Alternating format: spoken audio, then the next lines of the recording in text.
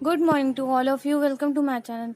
अब से आपको सभी डिक्टेशन के साथ इसकी आउटलाइन भी मिलेगी, तो आप साथ साथ आउटलाइन की भी प्रैक्टिस कीजिए। लेकिन सबसे पहले आप डिक्टेशन लिखें एक बार, उसके बाद आउटलाइन की प्रैक्टिस कीजिए, देन फिर से उसको एक बार लिखिए डिक्टेशन को, तो आपको डिफरेंस समझ में आ जाएगा। क्योंकि आपने पहले डिक्टेशन लिखी विदाउट आउटलाइंस, तो आपको देखिएगा कितना डिफरेंस आ रहा है। और जब फिर आप आउटलाइन की प्रैक्टिस करके फिर से डिक्टेशन लिखेंगे, तब आप देखिएगा डिफरेंस।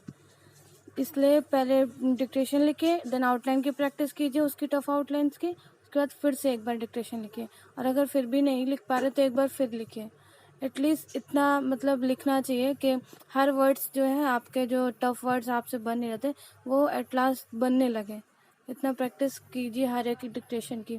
और साथ ही साथ जो आउटलाइन की प्रैक्टिस, जो मैं आउटलाइंस दे रही हूँ डेली, उसकी डेली प्रैक्टिस कीजिए। और साथ ही साथ कुछ भी इसमें प्रॉब्लम आ रही है, कुछ भी आउटलाइन समझ में नहीं आ रही है, तो आप मुझे कमेंट बॉक्स में बता सकते हैं। और साथ ही साथ टेलीग्राम पर भी कमेंट करके बता सकते हैं। टेलीग्राम के लिए आप मेरे चैनल स्टेनो विद श्रद्धा को ज्वाइन कर सकते हैं, वहाँ पर भी आप मुझे बता सकते हैं। मैं उसे, अगर कोई भी आउटलाइन समझ में नहीं आ रही तो मैं उसे नेक्स्ट डिक्टेशन में उसे बना के आपको बता दूंगी। नाउ डिक्टेशन स्टार्ट करते हैं अभी। और जो भी इस चैनल पर सब नया है वो सभी इस चैनल को सब्सक्राइब करें और साथ ही साथ नोटिफिकेशन बेल को भी प्रेस करें। नाउ डिक्टेशन स्टार्ट करते हैं। डिक्टेशन स्टार्ट होगी 5 सेकेंड बाद, जिसकी स्पीड रहेगी 80 वर्ड पर मिनट। स्टार्ट। चेतन स्वरूप, अविनाशी, अनंत, अपरा, आजन्मा और सगुण परातत्व को अनुभव कीजिए। यह ना ध्यान में आएगा, ना मन मस्तिष्क में स्पर्श करेगा। यह ना योग से, ना भोग से प्रकट हो सकता है। मानव शरीर ऐसा पथिक है जिसका लक्ष्य आत्म अनुभूति से आत्मा में समस्त इंद्रियों को नियोजित करना है और आत्मा में परमात्मा को अनुभव करना है।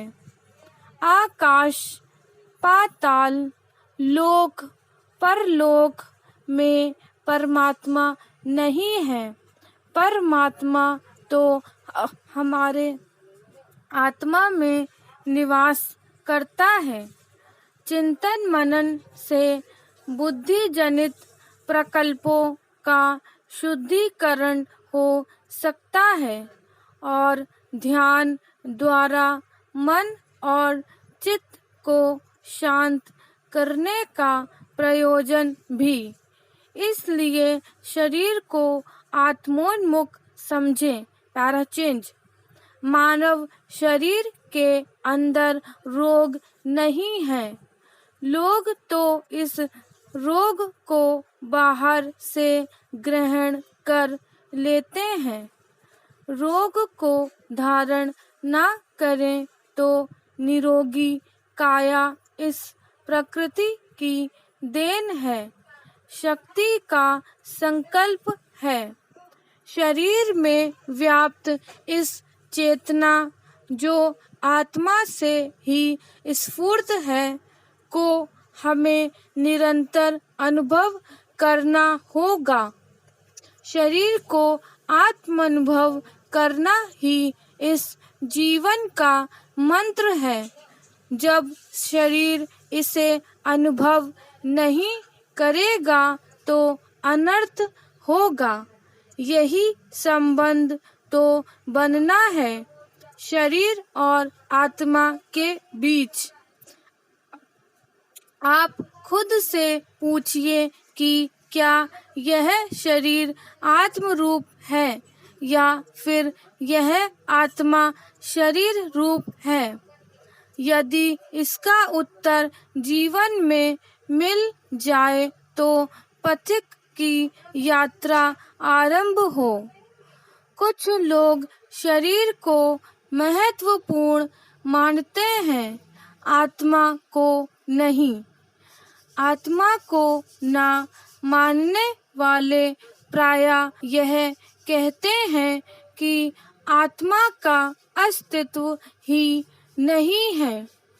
कुछ लोग आत्मा को श्रेष्ठ समझते हैं, शरीर को नहीं, लेकिन बड़ी संख्या में लोग आत्मा और शरीर को मानते तो हैं, जानते बिल्कुल नहीं।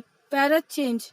शरीर में व्याप्त परमात्मा को अनुभव करने वाला शरीर रोग, शोक, दुख और संताप से मुक्त हो जाता है। रोग उसे भयभीत नहीं कर सकते, महासंकट उसे पराजित नहीं कर सकते, महामारी स्पर्श नहीं कर सकती, स्पर्श करे तो भी कोई हानि नहीं, क्योंकि शरीरधारी आत्मा पर परमात्मा का प्रभुत्व है। तो आइए पल पल उस परमात्मा का अनुभव करें। स्टॉप। अब आप इसकी आउटलाइन की प्रैक्टिस कीजिए, उसके बाद फिर से एक बार डिक्टेशन लिखिए। नाउ अब चलते हैं दूसरी डिक्टेशन पे।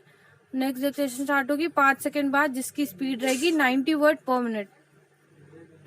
स्टार्ट। इस पर आश्चर्य नहीं कि रिजर्व बैंक ने विकास दर अनुमान घटा दिया।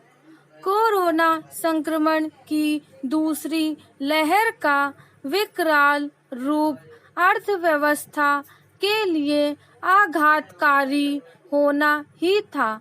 रिजर्व बैंक ने अब चालू वर्ष के लिए जीडीपी विकास दर अनुमान 9.5% रखा है।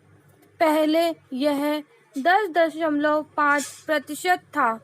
रिजर्व बैंक ने ब्याज दरों में कोई बदलाव किए बगैर कोरोना की मार से सबसे अधिक प्रभावित पर्यटन एवं आतिथ्य क्षेत्र को 15,000 करोड़ रुपए का सस्ता कर्ज देने की भी बात कही है। देखना है कि इस क्षेत्र के कारोबारी सस्ता कर्ज लेने के लिए आगे आते हैं या नहीं। यह सवाल इसलिए क्योंकि आमतौर पर कारोबारी कर्ज तभी लेते हैं जब उन्हें अपना उद्यम आगे बढ़ता दिखाई देता है। क्योंकि अभी कोरोना की दूसरी लहर जारी है और तीसरी लहर आने की आशंका है, इसलिए यह नहीं कहा जा सकता कि पर्यटन एवं आतिथ्य क्षेत्र के कारोबारी कर्ज लेकर अपने व्यवसाय को बढ़ाने के लिए सक्रिय होंगे। जो भी हो, विभिन्न क्षेत्रों के कारोबारियों के लिए प्रधानमंत्री के आत्मनिर्भरता के उस मंत्र को याद रखना आवश्यक है जो उन्होंने गत दिवस एक और बार दोहराया।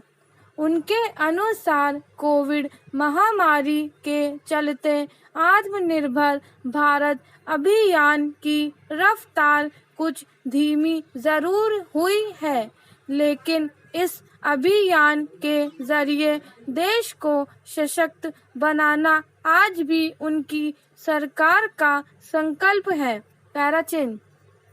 वैज्ञानिक एवं औद्योगिक अनुसंधान परिषद की एक बैठक को संबोधित करते हुए प्रधानमंत्री ने यह भी कहा कि आज भारत सॉफ्टवेयर से लेकर सैटेलाइट तक के जरिए दूसरे देशों के विकास को गति दे रहा है और दुनिया के विकास में प्रमुख इंजन की भूमिका निभा रहा है। यह एक हद तक सही है, लेकिन भारत अपनी इस भूमिका का निर्वाह तभी और अच्छे ढंग से कर सकेगा जब हमारे कारोबारी अपने पैरों पर खड़े होने के लिए कमर कसेंगे।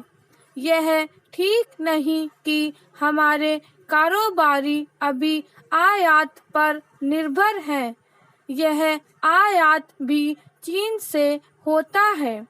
हालांकि चीन से आयात कम करने की कोशिश जारी है, लेकिन यदि अभी अपेक्षित सफलता नहीं मिल पा रही है तो इसके लिए हमारा उद्योग जगत का वह रवैया जिम्मेदार है जिसके तहत वह आयात पर निर्भरता को कम करने के लिए तैयार नहीं।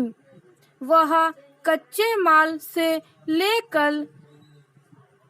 लेकर कल पुर्जों तक के लिए अभी भी चीन पर निर्भर है।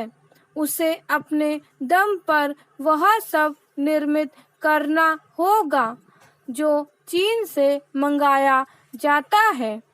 केवल इतना ही नहीं, उसे उत्पादकता और गुणवत्ता के मामले में भी चीनी उद्योगों से मुकाबला करना होगा और अंतर्राष्ट्रीय बाजार में अपनी छाप छोड़नी होगी। यह वह काम है जिसे उद्योग जगत को अपने बलबूते ही करना होगा। स्टॉप।